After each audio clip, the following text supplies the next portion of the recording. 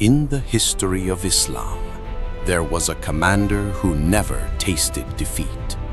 A man who once stood against the Prophet Muhammad, yet later became one of Islam's greatest defenders. A warrior feared on the battlefield, a strategist unmatched in brilliance. His name was Khalid ibn al-Walid, the man the Prophet would later call the Sword of Allah.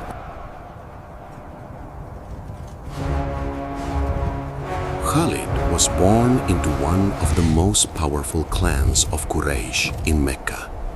From a young age, he was trained not as a merchant, but as a warrior. He mastered horse riding before most boys learned discipline. He learned the art of the sword, the precision of the spear, and the strategy of command. By the time he became a man, Khalid was already recognized as one of the finest cavalry leaders in Arabia. But when Islam began to rise, the year was 625 CE, the Battle of Uhud. The Muslim army stood firm at the foot of the mountain. Victory seemed within reach. But Khalid ibn al-Walid saw what others did not. A small group of archers had abandoned their position. In that single moment, Khalid made his move. Leading the Quraysh cavalry, he rode around the mountain and struck from behind.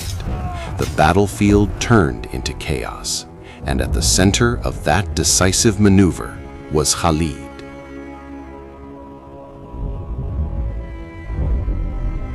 Time passed. Islam did not fade, it grew stronger. Khalid witnessed battle after battle, and something began to change inside him. He studied the Muslims, their discipline, their conviction. Could it be that Muhammad was truly a messenger of God?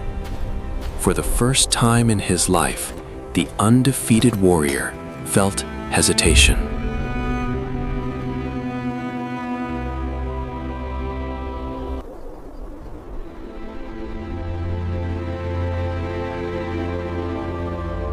In the 8th year after Hijrah, Khalid made a decision that would change history. He could no longer ignore what he knew in his heart. Islam was not fading, it was rising. And so the former enemy of the Muslims mounted his horse, not for war, but for truth. He rode toward Medina, toward the man he once fought against. When Khalid stood before Prophet Muhammad, he lowered his head and embraced Islam.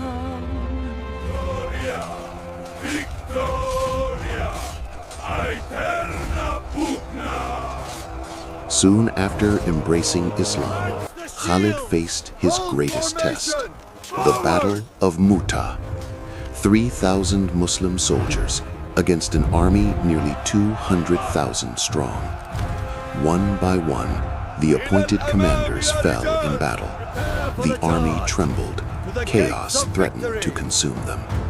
And then Khalid stepped forward. He took the banner. He reorganized the lines. He launched strategic countermaneuvers that stunned the enemy. Against impossible odds, he saved the army. And when news reached Medina, the Prophet Muhammad gave him a title that would echo through history: Saifullah, the Sword of Allah. Soon after embracing Islam, Khalid faced his greatest test, the Battle of Mu'tah. 3,000 Muslim soldiers against an army nearly 200,000 strong. One by one, the appointed commanders fell in battle. The army trembled. Chaos threatened to consume them. And then Khalid stepped forward. He took the banner. He reorganized the line. Years passed.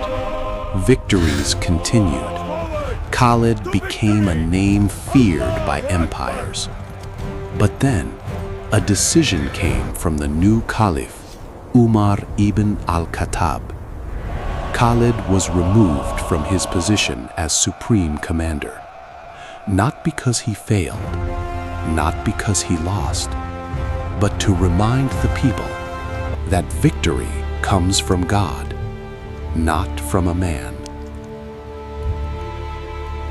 From Mu'tah to Yarmouk, from Persia to the Roman frontiers, Khalid fought in dozens of battles. He broke enemy formations.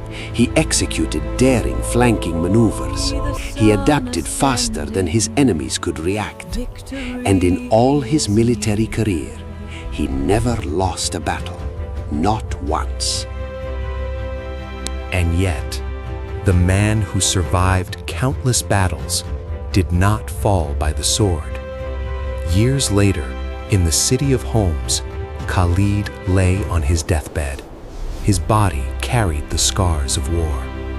He once said, "There is not a single inch of my body except that it bears a wound from battle."